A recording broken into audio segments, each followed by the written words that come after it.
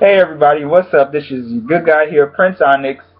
I am alright, so I came in to give you guys my review for Empire, the 4th episode. But I'm gonna just break it down to y'all. So I was writing my notes, and in the middle of writing my notes I decided to myself, why don't I just do like a sort of a live review, if you will? Like, I'm rewatching the show right now on Empire, and goddamn, I'm rewatching Empire on demand right now, and I figured, goddamn, my hair's messed up. Excuse the hair, you guys.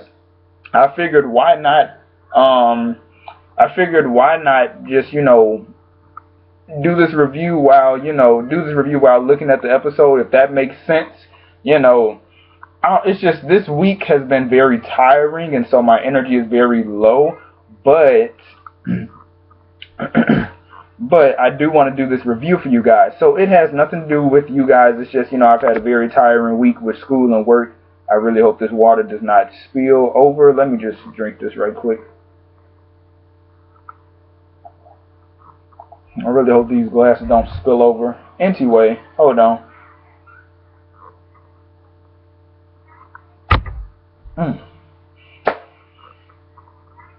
Alright, so let's go ahead. Well, first, let me just give y'all from the notes. I got it on pause. Pretty much, let's get into the review. So, Lucious basically asks Hakim, what do you want? And Hakim, he just pretty much wants to shoot a new music video for one of his songs, which we will hear, and we will see the video for it next week. But he pretty much, he just wants to shoot a music video, that's all. And, pretty much they have a little argument, if you will, father-son argument, whatever. And Anika, she just suggests that why not just do a pushback for the album. Now, pushbacks are usually very common within the industry, whether it's films, television shows, music, really notoriously music. But that's another story for another day. Anyway, why not push back the album? And, Lucious refuses to do that because he wants Hakim, and I think he also wants Jamal's album. I think he wants both of their albums to come out the day the Empire goes public with the whole IPO thing. Anyway, in comes Cookie, and she pretty much says that she wants a new office, and on top of that, she wants full benefits for her assistant Portia. But y'all listen, Portia gave H&R a dead guy's social security number because she doesn't do taxes. Oh my God, when Gabrielle Sinnebay came in and she was like, hey, she was like, I'm sorry, sir, but homegirl gave H&R the dead. The way she said, she was just like, homegirl gave, da-da-da-da-da, and I'm just like, well, damn. And then Portia said, oh, well, I don't do taxes. Bitch, how you gonna get benefits? Like, I'm finna say, black people and niggas, and they thinking, like, bitch, how you gonna get benefits and you don't do taxes? How the fuck you just gonna get benefits? Child, you's a fool. Anyway, Lucious just basically tells her to leave, and then Hakim also, with his 10 cent, hold on. I had to close the door. Anyway, Hakim with his little 10 cent, he had chimed in, and he was like, oh yeah, you need to go help Jamal because he needs all the help he can get, blah, blah, blah. She turns around and then tells Hakim, you want to know why that song, No Apologies, was so good? It was good because, and at first I thought she was going to say it was good because he had Jamal on there. I thought she was going to say that. But she said it was good because it was about Bunky, and that was something that was real, and that he felt, and that he was rapping from the heart. And she basically told him, you need to stop trying to act like you gangster because you're not about that life. And when you think about it, she has a point. You grew up privileged. You didn't grow up like your mother, your father, and your two brothers because you were a baby when they were going through that, shit. So you didn't grow up the way that they did. But you're rapping like you're trying to be something that you're not, which happens, see, that right there is a message. That right there, that little scene was a message, basically like a mirror of hip-hop. Like, you need to stop trying to be what you're not. Because people can tell real and people can damn sure tell fake. So you need to stop trying to be what you're not. So, she just, hold on, y'all. I just got a message. Hold up. Wait a minute. Anyway, yeah, so she just pretty much told him, you need to stop. And that was that. So then we have Cookie setting up her office, and basically, she had took 4 of the plaques from like downstairs or whatever, or wherever she got them. She had took 4 of the plaques from, I think, Lucious albums, and then she put them in her office, and Portia was like, "You stole those, didn't you?" And she was like, "I ain't steal nothing. I produced all of this." I mean, she probably produced only 1 album out of all the 3, but anyway, out of all the 4, but she was just like, "I produced all of this. It was me. I'm the one who did this, sweetheart." So N comes on. Child. Anyway, but yeah, so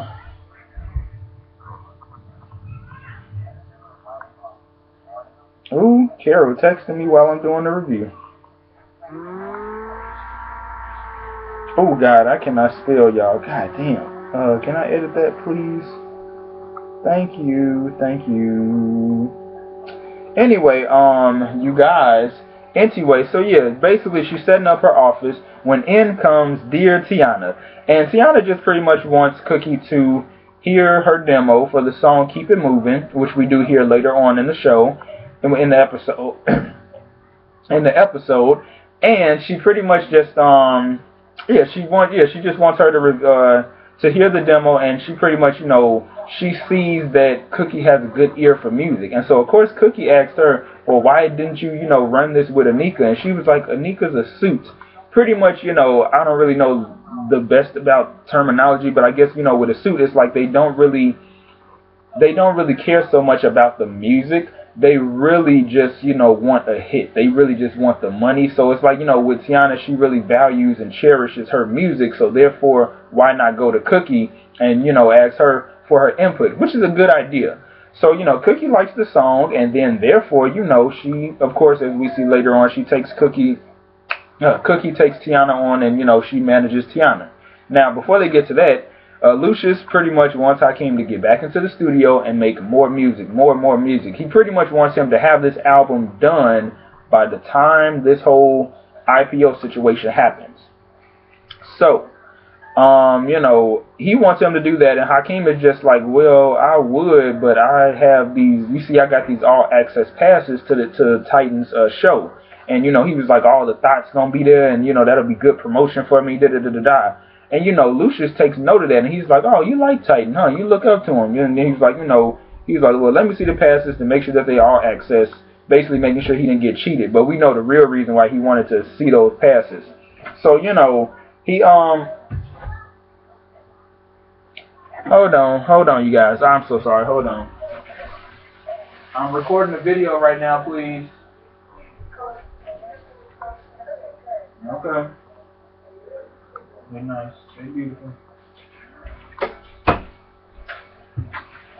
Anyway, I'm back. I'm sorry about that distraction. Anyway, so yeah, pretty much he looked at the passes, and he was talking about how he heard rumors that Titan doesn't even sleep, and that he's always in the studio making more music, and he's just, really putting himself out there, and he's just really doing the damn thing. So, it is what it is. And basically, he calls in Becky, and so lo and behold, he gives the car, not the cards, he gives the access passes to Becky as a birthday gift, even though her birthday isn't a month away, but he gives those to her. And pretty much, he tells Hakim, shit, I was about to call him Jamal, goddamn. Anyway, he tells Hakim, it's between you and Jamal, this race to rule empire, and the choice is yours to lose. Now, already with that just puts in his head that now he has to go against his brother. You know what I'm saying? And it's like, hold on, y'all, my bad. So yeah, it's just like, he basically told him, you basically have to go against your brother. And basically with that scene, with that moment, you can just tell that on the inside, Hakim doesn't, it's like he really doesn't want to, but at the same time, it's like he has to. So you could tell that after this episode, and after the next episode, if you watch the preview for the next episode, you can tell that him and Jamal, their brotherly bond is about to be, I wouldn't say broken, but it's about to be tested, because you can just tell that they are closer Jamal and Hakim, they are closer as brothers than I think Jamal and Hakim are closer to Andre. Like, we still haven't seen how Andre and Jamal interact with each other, but they probably don't give a damn about each other. But we've seen how Hakim and Andre interact, and Hakim can't stand his ass, so clearly they don't like him. But anyway, so yeah, the next scene is Becky at the Titan show. She's enjoying herself, and yeah, I'm finna say, hustle hard. So yeah, pretty much, she's enjoying herself at the show. Her and her friends, they go downstairs with the all access passes.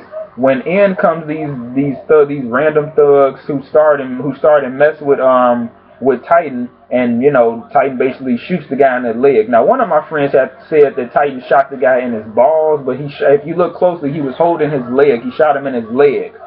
So he shot him in his leg. Then that led to Titan, therefore, then being arrested. And pretty much, Hakeem, goddamn, I'm so sorry, y'all. Lucious and Anika are, at the house, and they're just talking about the whole arrest situation. And she makes note about how, what's his name? Oh, she makes note of how Beretti, that's the guy who Titan is signed to. She makes note of how he is, basically still caking off of Titan, off his music or whatever, even though he's in jail. And then she walks into the bathroom, and then she sees Lucious shaking. And, he's just letting her know, like, he can't really move. He can't make the shaking stop. And she asks him, well, what's wrong? Like, have you gone to the doctor? What has the doctor said? And, he pretty much, he was like, oh, it's getting worse. It's getting worse. And she's like, well, what's going on? Because he really hasn't told her what the fuck is going on. So she's just like, what's going on? And then he lets her know that he has ALS. And when he told her that, it's like the look in her face, it's like for a split second you almost feel sorry for Anika, because it's like she just found out that her boyfriend is about to die in 3 years, and it's just like, damn. And here's the shady part. The fact that, he didn't marry, and I'm gonna have to, I guess this is a spoiler alert, but for the next episode, basically, Lucious and Anika are going to be getting married. The shade is that you kept her as your girlfriend for this long, but didn't bother marrying her until now when you're about to die. So, that's just crazy to me. Anyway, the next scene, as we see, is Cookie talking to the A&R department, letting them know that she manages Tianna. Now, in walks Anika. I'm going to have to put it on pause right quick. In walks Anika, and Anika, this is the day after. I want to say this is the day after, or this is probably the same day, just like hours later. Anika walks in, and you can tell that, like, usually her and Cookie will go back and forth, but she just found out that Lucious has ALS, so she really her emotions are down. She ain't having it. She's just like, you can tell her body language and she don't got time for it. Like, it is what it is, blah, blah, blah. So pretty much she let Cookie win this little dispute that was going on between them. She pretty much let Cookie win. So, anyway, Cookie just is letting them know that she handles everything Tianna. She's her manager, which then pisses off Anika, because she's like, are you kidding me? And Tianna just looks at her like, I thought you would be cool with this. Like, it's just like, first and foremost, Anika, you're the head of A&R. You're not Tianna's manager. There's a fucking difference. And it's like you getting mad at Tianna, bitch. Don't nobody care about you and your debutante attitude, bitch. Nobody cares about you and your debutante attitude. Hold on.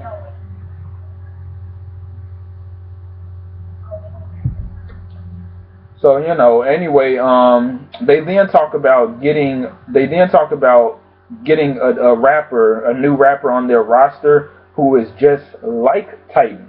And then of course, like, Cookie is just like, no, you need to stop trying to get these fake gangsters out here, and you need to get authenticity.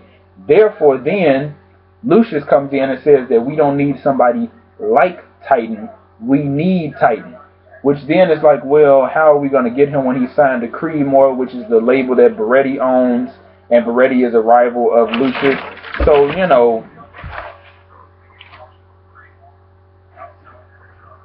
yeah, my bad, y'all. I'm looking at it as I'm doing the review for y'all. I'm looking at it as I do the review.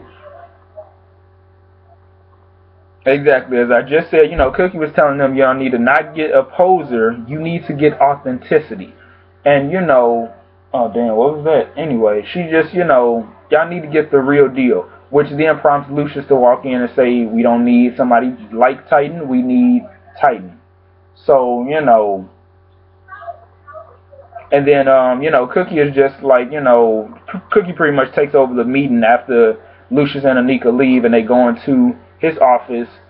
And now she understands why it is that Lucious has been so hard on everybody. Now she understands. And she just pretty much, now she knows, even though she's very distraught about finding out that the love of her life, if you will, because it's very questionable if she still loves Lucious or not, or if she's just there for money or whatever. You never know what a true person's intentions are when it comes to being in positions like this. So now she understands why he's so hard on everybody and why he really wants to get this stuff done, the IPO, and push Hakim and Jamal's albums, even though he really don't give a damn about Jamal. But that's another story that'll come in a few minutes. But anyway, so now she understands. And then, of course, during their little talk, in comes Andre, Vernon, Cookie, and some lawyer. And pretty much the lawyer was just like, I had to put it on pause, the lawyer was just like, what's this I hear about you trying to snatch this artist because, that's illegal, blah, blah, blah, blah, blah, the logistics, the business of it. Let me charge this laptop because it's about to die. God damn it. Who the hell ain't gonna, goddamn, this is just ridiculous. I am so sorry, y'all. I know y'all just like, god damn. Anyway, the lawyer comes in and he's just like, you shouldn't, you can't really do that, blah, blah, blah. And everybody is just like, well, who the hell says we can't, da, da, da, da, da, da, da. And, hold on. Yeah, pretty much, Cookie just said that's a part of the game, snatching an artist from another label. But the lawyer says that isn't right, especially with the whole IPO thing about to happen. But, Cookie just let him know that's a part of the game. Motherfuckers snatch artists from other labels all the damn time. So, I mean, hell, it ain't their fault Beretti don't give a damn about Titan. That's none of their business. What is their business is getting Titan. I mean, she didn't say all that, but you can just tell by that little sentence about how that's a part of the game. That's pretty much what she's implying. Like, hell, he better off with us than he is with Beretti. Like, which we get to later on with Beretti and Lucious meeting in the club or whatever. So there's that. And then of course, Andre is agreeing with the lawyer. Andre, go play with some building blocks or some damn paperwork or something. Anyway, hold on. You never can go wrong with water, y'all. You never can go wrong with water.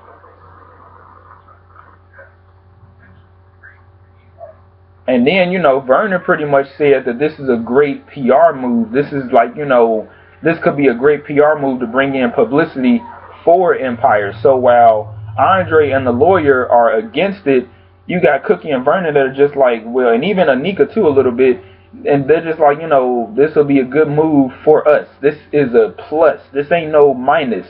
It's a minus for Creedmoor, for Beretti and them. It's a minus for them. They're gonna have to take the L, but this is a W. This is a win for us. So, this is a win for us, bitch. So I mean, come on now. Hold on, y'all. Distraction time. Baby, baby, baby. Hold on. Checking my messages. Checking the... Anyway. And,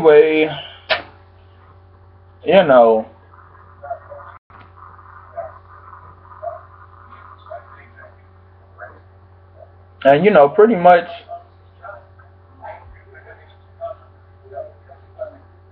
And, then, of course, Andre and the lawyer bring up Kid Fofo, and, of course, Cookie said he got dropped because he was whack. And Lucious, he, further, he affirmed that even further by saying that he really got dropped because he wasn't good enough.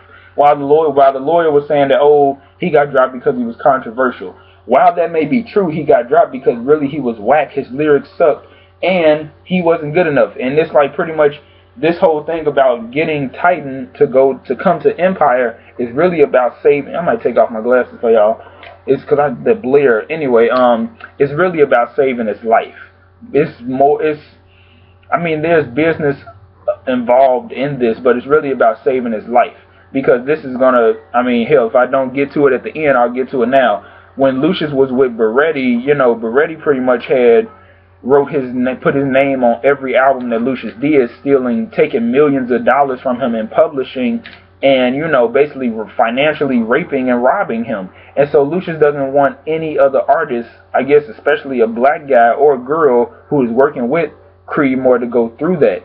That's the name of the label that Beretti owns. He doesn't want any of them going through that. So he, if there's potential, he's going to snatch that artist from Beretti and bring them over to Empire, where they can really make some money, make good music, and not be financially raped and robbed. You know what I'm saying? So he really wants to look out for Titan in a sense. Like, even though it may seem like it's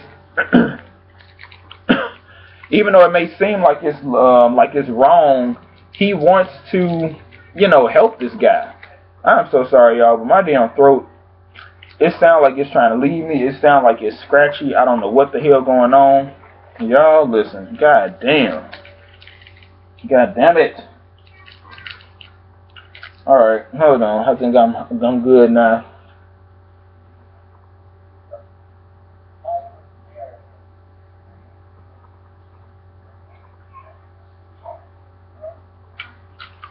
And then, of course, Andre was insinuating that if they take Titan, that this just means that he's gonna if he take Titan, that means that Beretti's gonna come back harder on them, which in the end he does, because you know what, y'all, I might make this a short review. I don't know.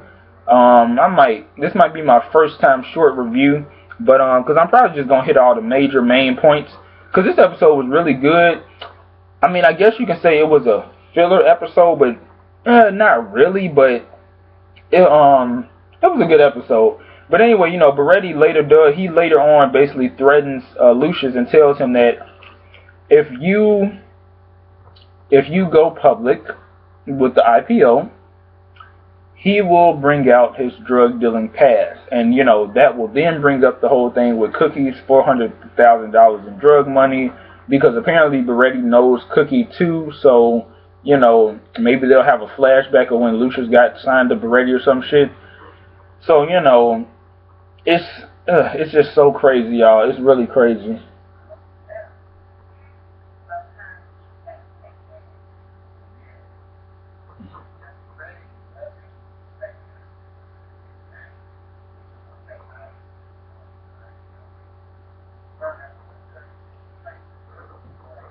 And then, pretty much, I might have to mute this scene. I don't know. I might give y'all a short review, because my throat feel like it's about to close up. Not in a bad way, like I'm finna choke or something. But my throat just, it feels so damn scratchy. Hold on, y'all.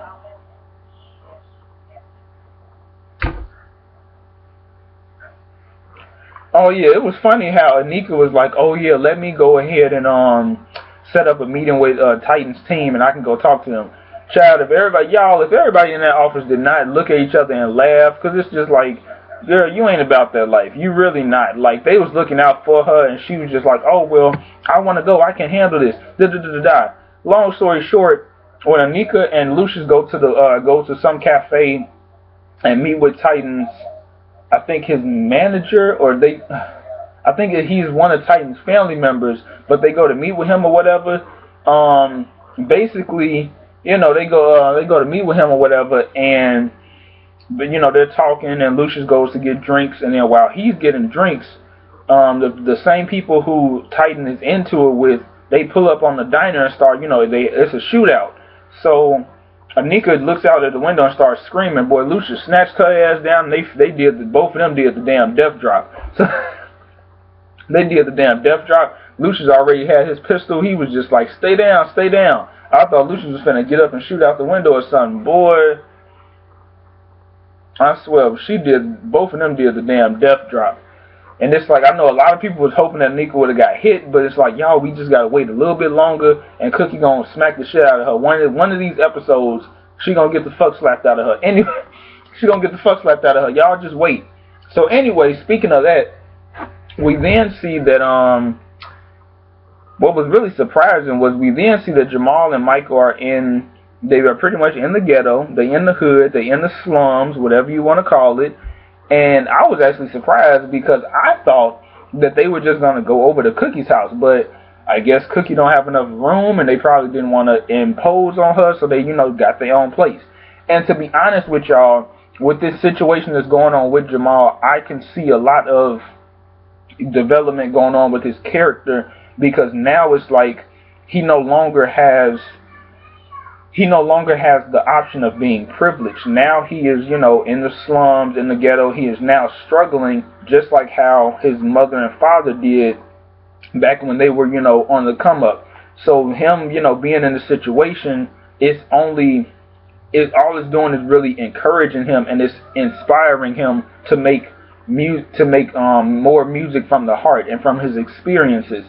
And, with that being said, I just feel like his character, I don't know, y'all, because it's like, I would say that he might get the Empire hell. I still think low-key, I wouldn't be surprised if Becky end up getting the Empire because of her and Lucious's relationship. But now you got, Anika and Lucious about to get married, and you got to think about it. Are they going to sign a prenup? Because if he dies before announcing his successor, you got Cookie, Jamal, Andre, and Hakim, and then you got Anika. So this 10% that Lucious owns, how the fuck is that going to get split? Hold on, let me do any damn equation. Fuck that. Fuck that. Ooh, shouts out to you. Anyway, fuck that. Let's see how that's going. Alright, you got 5, right? Bitch. I don't need, okay, that is kind of stupid of me to use a calculator, but you got 10%, and you divide it amongst 5 people. That means pretty much each person will only get like 2%. 2%. Hold on, wait. 2% Cookie. Yeah, it's going to divide up to 2% each person. And then on top of that, who's to say that somebody, maybe Andre, won't fuck around and try to kill everybody off, and then all the 10% goes to him and Rhonda. I'm just coming up with these ideas, y'all, because it's like, who's to say? Also, oh shit, side note, I was just looking at the time. Side note, yeah, my friend she wasn't able to come over. I had to reschedule. So hopefully, what might end up happening is my friend Kayla is coming back for sure. And then also I think my friend Adina is going to come, and then we might, all 3 of us, do the review. So that might come, I don't know. Let's, hope that that's in the works. But anyway, yeah, so with Jamal, it's like, with his situation, it sucks, but this is really showing him, like, it's really showing a different side of him, because now we get to see how he, makes it on his own. But let me just be honest, y'all. When he returned the check to his father, if I didn't look at him like, I know you trying to, show that you don't need his money. Bitch, listen. If I was Michael, and I found out that you returned the check, and we're living in a, fucked up situation, I'm going to look at you funny. Because 1, you're sleeping on a mattress that is on the floor. 2, you have, roaches in the damn apartment. 3, I get that you're, trying to show you don't need your father's money. I get all that. You showing him that you don't need all of his, luxury lifestyle items, the $12,000 a month, the loft, whatever, apartment, condo, whatever the fuck it is. I get that. But here's where you fucked up. And y'all know I love Jamal. Y'all know he's one of my favorite characters. Y'all already know. This is a heart if you can't tell. This is a heart if you can't tell. But listen. Ain't no way in hell that I'm finna just sit here and let you return a check. What? Then really, here's the real question. Where the hell does Michael work? Because one of my friends, she was saying that Michael works at Empire. He's like one of the A&R people or some shit. And I'm like, I'm gonna have to look back a couple of episodes and see if like, you know, he's an employee or something, because really it's like, okay, Jamal is out here struggling right now. Michael, what the hell are you doing? Like, I'm just saying, what the hell are you doing? Like this, oh my god, I just hope that Michael ain't one of them people. I hope that he ain't the type of guy that's just gonna really depend on the. Listen here, motherfucker. We both listen here. Relationship wise, we both finna work. Ain't no just me working and you at home sitting on your ass, you know, waiting for me to come home to blow you back out. Fuck all that. No, we both finna work. Fuck all that shit. So it's like, that's why I'm wondering, where the hell does he work? Because in like these 4 episodes, you ain't never seen him mention, name drop the company, wherever he work at. Like, what the, y'all, I'm for real. Where the hell does he work? Like, what the fuck? What the fuck? What the fuck? What the fuck, y'all? Like, where does he work? Anyway, y'all, I try to remember what else had happened. So yeah, what else had happened? So Tianna and Cookie, they get to know each other a little bit more, and you can tell that Cookie really likes, that Tianna really likes Cookie, and just her attitude and her demeanor towards things and her take on everything, and just you can just tell. And then Hakim doesn't show up to this dinner that they were gonna have. You know, that she didn't show up to the dinner because why? Because he was with Camilla. And, you know, they were in the bathtub talking in the jacuzzi. God damn it, bathtub. They was in the jacuzzi talking. And then, you know, he was just like, of course, complaining to her about his problems. To be honest, y'all, listen. We all know. We know. Everybody in the hood know.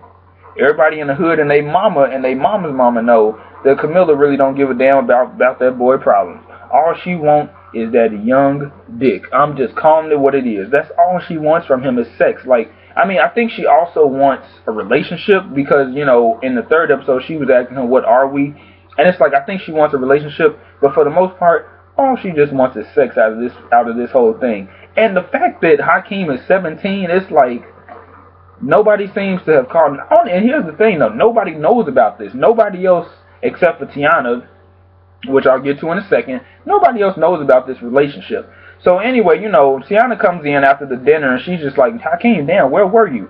She walks in and sees them in the jacuzzi, and instead of causing a scene, which is what most people wanted her to do, she did the right thing. She turned the fuck around, grabbed her shit, and she left and went to sound check. And he was late to sound check, and you know, pretty much before that, pretty much Camilla was just like, that's an amateur mistake, giving her a set of keys to your apartment, you know, blah blah blah blah blah. So you know, and I think before that, while Hakim is recording his verse for Tiana's song, Lucious just pretty much tells him that, I know you may not like your mother, but you have no idea of the type of hell that she has had to go through. And it's like, it's true. You don't have no fucking idea what she had to go through to get you where you are now. Because if it wasn't for her and your father doing the shit that they did, your ass wouldn't be where you are. So he just said, you know, you may not like her, but you better start respecting her. And even Tianna, when he showed up to the sound check late, you know, Tianna just basically told him, you know, she don't really care about him being with other girls. Because think about it, he's a rapper, so of course he's going to have groupies and all this stuff. She don't really care about that. But what she won't do is mess up her career. This is something that she's worked her ass off for, and she'll be damned if you're late for sound check, thus throwing her off for y'all performance. So, you know, she just let him know, I don't give a damn about that. What you ain't gonna do is, you know, it's bad enough you disrespect your mother, but what you're not gonna do is disrespect me and my time. I worked my ass off for this. I'm not like you. You know, that's pretty much what she was saying. I'm not like you. I didn't, you know, my father isn't Lucious fucking lying. Like, I ain't like you. I had to work my ass off to get here. You know, basically insinuating he is privileged. So, you know, hell, long story short, you know, they killed it at their performance. They did their damn thing. And, you know, they killed it at their performance. Now, hold on. Whew. Let's backtrack a little bit. The detective had came in, and the detective was the detective had came in, and he was talking about, what was he talking about? Oh yeah, he was talking about, where was he the night of Bunky's death, and Lucious was like, oh, I don't know, I might have to check with Becky, but I believe I was home. And then that's when Andre, covers for him. Now we see a flashback where Andre had covered for Lucious when the cops had came looking for, they could have been looking for anything, drugs, a gun, a weapon, any type of thing. Andre had took the gun. Oh shit, hold on, let me put this on mute, bitch. Anyway, Andre had took the gun out of the dresser drawer where Lucious had hid, and he put it in his Lego box, covering it up with his Legos, and of course the cops weren't going to look there. So, then we see, now we, come back to the present, and, both of them are smiling after Andre just covered for Lucious. And of course Vernon, if you look closely, Vernon had peeped that shit, and he was just like, huh?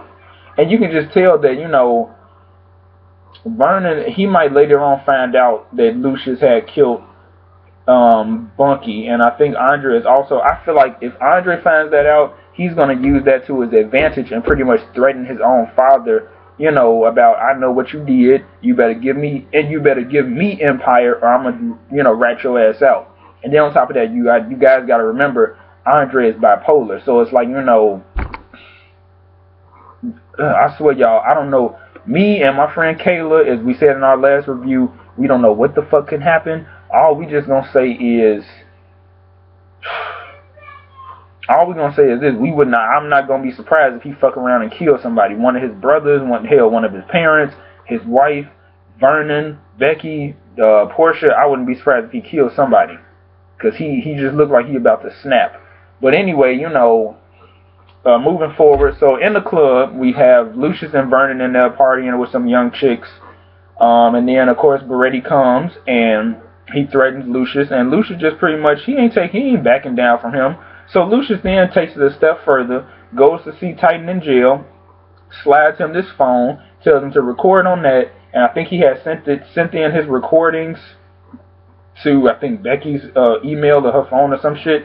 He sent that in, and so, now I guess they're going to pretty much lock Titan in to the Empire roster, and that was pretty much the episode. Okay, so we're at 37 minutes.